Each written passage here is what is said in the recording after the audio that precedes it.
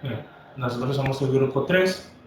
Estamos compuestos por estos integrantes que ven aquí y les estaremos hablando sobre los inhibidores de la pared celular. Bien, ahora les voy a estar hablando sobre la farmacocinética de la penicilina, la cual se subdivide en vía de administración, forma de depósito, absorción, distribución, metabolismo y excreción. Esta es básicamente la forma en la que el fármaco actúa en el cuerpo. Bien, en cuanto a su administración, podemos decir que la vía de administración de los antibióticos beta-lactámicos se determina por la estabilidad del fármaco, al ácido gástrico y por la gravedad de la infección.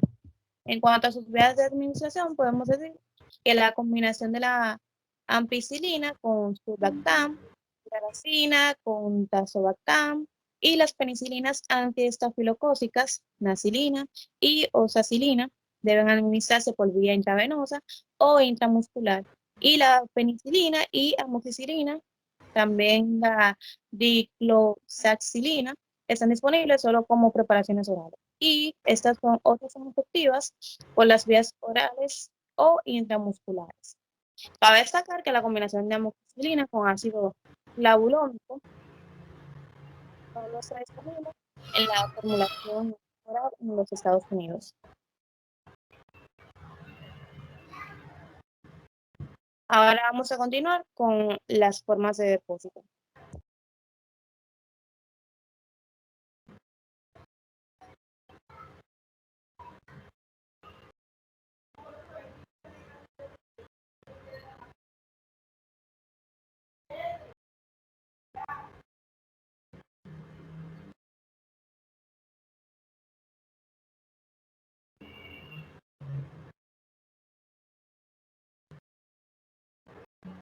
Bien, en cuanto a sus formas de depósito, podemos decir que la penicilina G, procaína y penicilina G benzotaínica se administra por vía intramuscular y sirven como formas de depósito. Estas se absorben lentamente en la circulación y persisten en concentraciones bajas a lo largo de un periodo muy prolongado. Vamos a continuar ahora con la absorción. En cuanto a esta, podemos decir que el ambiente ácido dentro de las vías intestinales es desfavorable para la absorción de penicilinas. En el caso de la penicilina V, solo la tercera parte de la dosis se absorbe bajo las mejores condiciones y los alimentos disminuyen la absorción de la penicilina resistente a la penicilina glucosilina, ya que a medida que el tiempo del vaciado gástrico aumenta, el fármaco es destruido por el ácido gástrico, o sea que básicamente no hace función esa parte del medicamento. Por lo tanto, se debe tomar con el estómago vacío para que no sea destruido. A la inversa, la amoxicilina es estable en ácido y se absorbe con facilidad a partir de las vías gastrointestinales. Ahora vamos a estar hablando sobre su distribución. En cuanto a esta, podemos decir que los antibióticos beta-lactámicos se distribuyen bien a lo largo del cuerpo y todas las penicilinas cruzan la barrera placentaria, pero ninguna ha demostrado tener efectos teratógenos, o sea, que le haga daño al bebé. Sin embargo, la penetración hacia el hueso o el líquido cefalorraquídeo es insuficiente para el tratamiento a menos que estos sitios estén inflamados.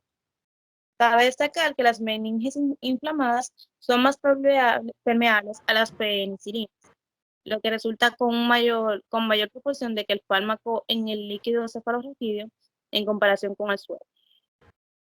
Entonces, las concentraciones de penicilina en la próstata son insuficientes para respectivas operaciones, o sea que básicamente no podrían hacerse efecto en este tipo de casos. En cuanto a su metabolismo, podemos decir que el metabolismo del hospedador de los antibióticos beta-lactámicos suele ser insignificante, pero puede ocurrir cierto metabolismo de penicilina G en pacientes con alteración de la función renal.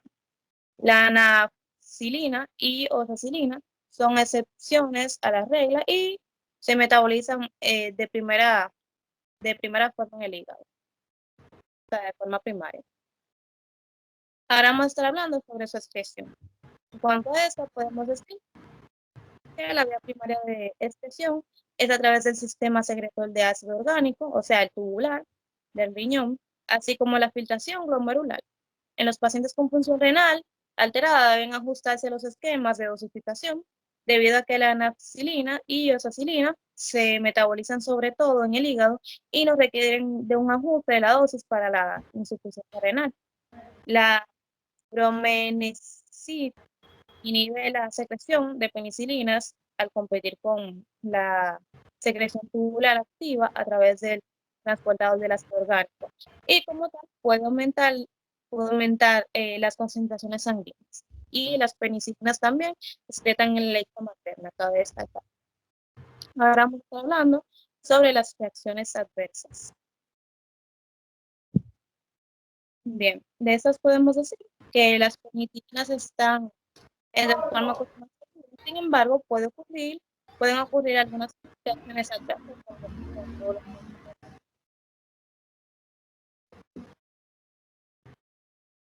Entre estos podemos mencionar sensibilidad, diarrea, nefritis, neurotoxicidad y toxicidades, en última instancia podemos mencionar toxicidades hematológicas. Bien, vamos a empezar con la hipersensibilidad. En cuanto a esta, podemos decir que aproximadamente el 10% de los pacientes que son tratados con penicilina informan de alergia y las reacciones varían tanto de exantemas hasta angioedemas. Con eso podemos mencionar, por ejemplo, inflamación marcada de los labios, la lengua y el área periorbitaria. Y anafilaxis. Esas ocurren reacciones alérgicas usadas entre los antibióticos beta-lactámicos. Para determinar si el tratamiento con beta-lactámico es seguro cuando se nota una alergia. Los antecedentes del paciente relacionados con la gravedad de la reacción previa son esenciales para determinar eso. También está la diarrea. En cuanto a esto podemos decir que es un problema frecuente que es causado por una alteración del equilibrio normal de los microorganismos intestinales. La diarrea básicamente es uno de los, o sea, básicamente de las reacciones adversas de muchos de los fármacos, o sea que es básicamente algo casi normal. Esto ocurre en mayor grado con aquellos agentes que se absorben de forma incompleta y tienen un espectro antibacteriano extendido. Pueden ocurrir colitis pseudomembranura o Clostridium difficile y otros microorganismos con el uso de penicilina. Está también entre los efectos adversos la nefritis. En cuanto a esta podemos decir que las penicilinas particularmente meticilina tienen el potencial de causar nefritis intersticial aguda. Cabe destacar que por esta misma razón, entonces ya no se utiliza la meticilina en la clínica. También tenemos la neurotoxicidad, que es otra de los efectos adversos causados por la penicilina. En cuanto a esta podemos decir que las penicilinas son irritantes para los tejidos neuronales y pueden provocar convulsiones si se inyectan por vía intratecal o si se alcanzan concentraciones sanguíneas muy elevadas. Los pacientes epilépticos están particularmente en riesgo debido a la capacidad de las penicilinas de causar inhibición GABAérgica. Ahora vamos a estar hablando sobre la última instancia, que son toxicidades hematológicas. En cuanto a esto, pues, estas podemos decir que puede observarse una disminución de la coagulación de dosis elevadas de piperacilina y nafcilina. Cabe destacar que en cierto grado con penicilina se han relacionado citopenias con un tratamiento mayor de 2 semanas de duración y por lo tanto los recuentos sanguíneos deben monitorizarse de forma semanal para estos pacientes.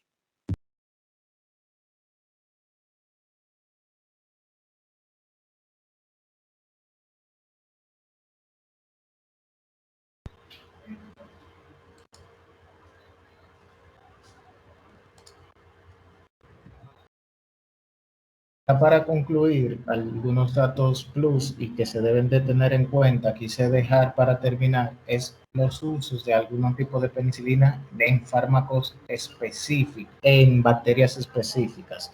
Por ejemplo, debemos poder tener siempre en cuenta es que la penicilina G presenta mayor potencia, entre 5 a 10 veces, es para el tratamiento de las neiserias de tipo gonococos, meningococos, ¿verdad? También debemos de tener en cuenta que en bacterias que son de tipo anaeróbica presentan mayor potencia que la penicilina V.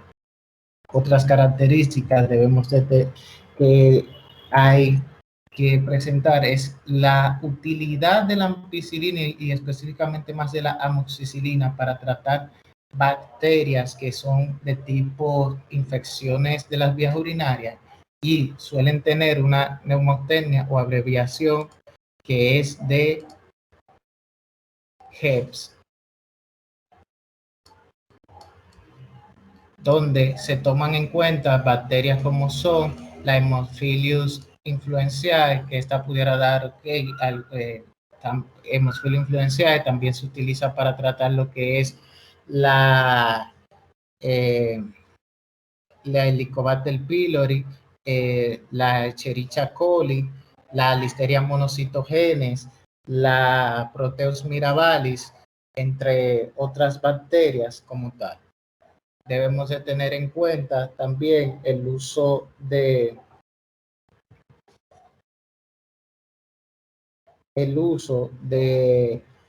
las antiestafilocócicas, que aunque se utilizan mucho para tratar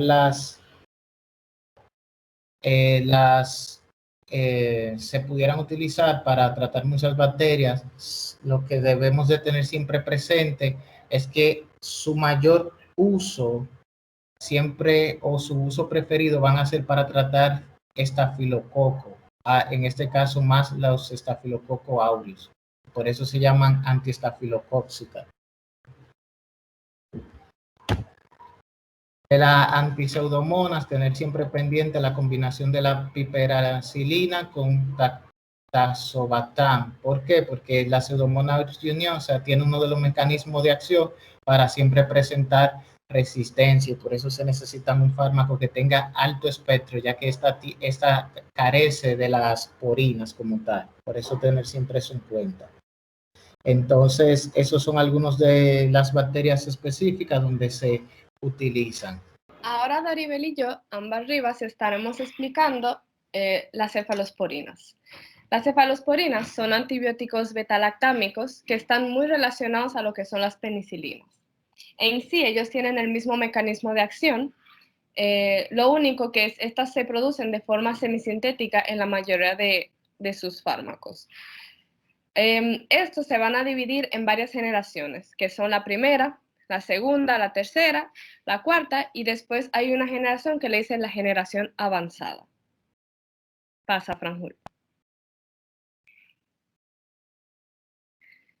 Para empezar, la primera generación, antes de empezar la primera generación, disculpen, hay que saber que las cefalosporinas, estas son más susceptibles a las penicilinasas, y además de esto hay organismos que no están cubiertos por ninguna de estas generaciones, que son listeria, los microorganismos atípicos como la clamidia y micoplasma, también lo que es Staphylococcus aureus resistente a meticilina y algunos enterococos.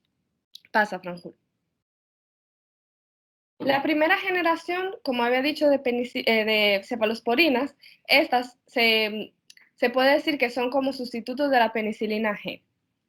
Son resistentes a la penicilinasa estafilocóquica y estos tienen coberturas sobre Staphylococcus aureus sensible a meticilina, no resistente. Ojo con eso.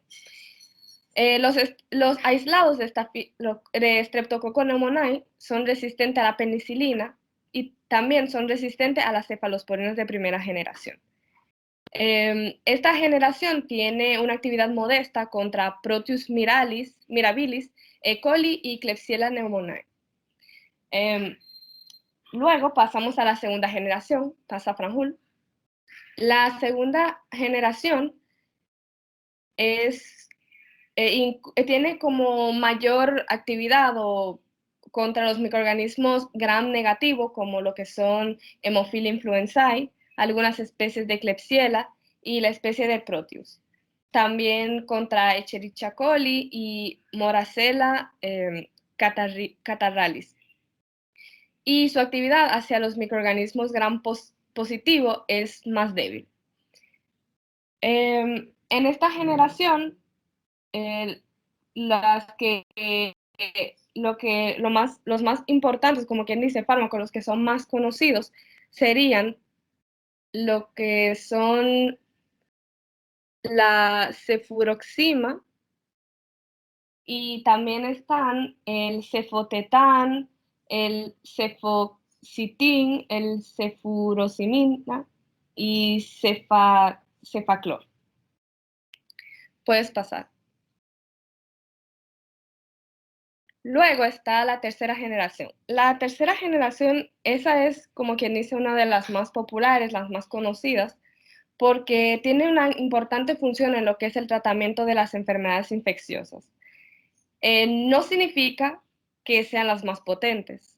Estas aún se consideran como las menos, que se consideran que son menos potentes que las cefalosporinas de primera generación contra el Staphylococcus aureus sensible a meticilina, pero esta tiene mayor actividad sobre lo que son los bacilos gram negativos, lo que incluye las cepas productoras de beta-lactamasa, de Haemophilus influenzae y Neisseria gonorrhea.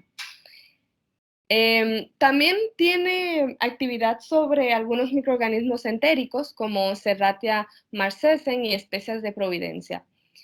Ahora, los antibióticos de tercera generación, que son cefalosporinas, que conocemos que normalmente conocemos más, son la ceftriaxona. La ceftriaxona ahora se usa como agente de elección en el tratamiento de la meningitis, pero también se usa para gonorrea y cuando hay enfermedad de Lyme diseminada. Además de este fármaco tenemos la ceftazidima, que esta tiene actividad contra pseudomonas. Ahora, ¿por qué se ha hablado mucho de la tercera generación y uno tiene tendencia a siempre conocer estos fármacos? Es debido a que la resistencia a este fármaco ha aumentado muy rápido recientemente. Entonces, también se ha dicho que está relacionado con daño colateral y también que al usar cefalosporinas de tercera generación tenemos un riesgo más alto de tener infecciones por Clostridium difficile. Ahora Daribel estará siguiendo con lo que es la cuarta generación y la continuación.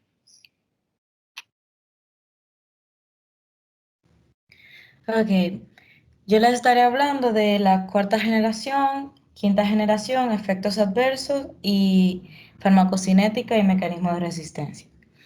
La cuarta generación es la cefepima, que se administra por vía parenteral y es contra organismos gram negativos con alta actividad contra pseudomonas y para organismos gram positivos. Es efectivo contra Enterobacter E. coli también, contra Klebsiella pneumoniae, contra Pseudomonas mirabilis y Pseudomonas aeruginosa.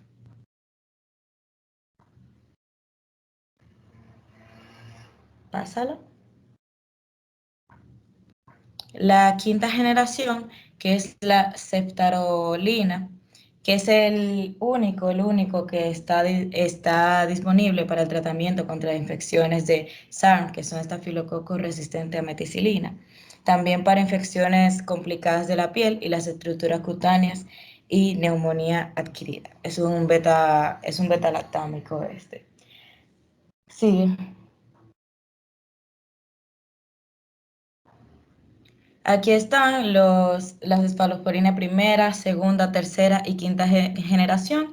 Y para lo que se utiliza, esta tabla está en el libro, en la unidad 29, que es la que estamos explicando.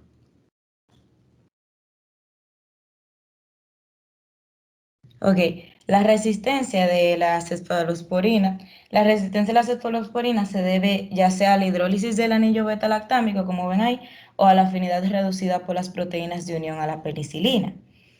Continúa.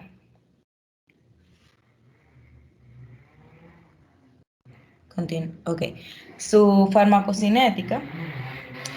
Primero, antes de pasar a la otra dieta, vamos a hablar un poco de su administración, ya que muchas de las cefalosporinas deben de administrarse por vía intravenosa o intramuscular, debido a su deficiente administración oral. Claro que tenemos algunas excepciones, como las cuales se ven ahí, de la cefalocina, que es la primera generación, cefalexina, de la segunda generación tenemos la sulforoxima, de también la acetil, de la tercera generación tenemos la cefadivir, también la cefoxima, entre otras, y la cuarta generación, la cefepima, y de la quinta generación, que le dicen también generación avanzada, que es la activa contra el SARM, es la ceftarolina. Sigue. Ok, su distribución se basa en que todas ellas se distribuyen muy bien entre los líquidos corporales, pero en concentraciones terapéuticas adecuadas de líquidos cefalorraquídeos sin importar la inflamación, se alcanza solo unas cuantas cefalosporinas, como la ceftriaxona y la cefotaxima, que se ven en el ejemplo anterior. Estas son efectivas en el tratamiento de la meningitis neonatal y de la infancia causada por Haemophilus influenzae. La cefaloxina suele usarse para la profilaxis quirúrgica debido a su actividad contra Staphylococcus aureus, productor de penicilina, junto a una buena penetración a los tejidos.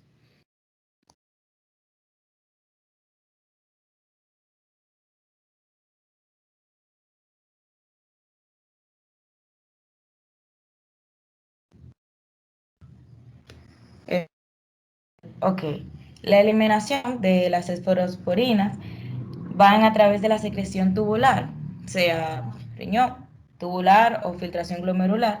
Por lo tanto, deben de ajustarse las dosis en disfunción renal, obviamente. La única excepción que también se presenta en el ejemplo anterior sería la ceftriaxona, que esta se excreta por la bilis.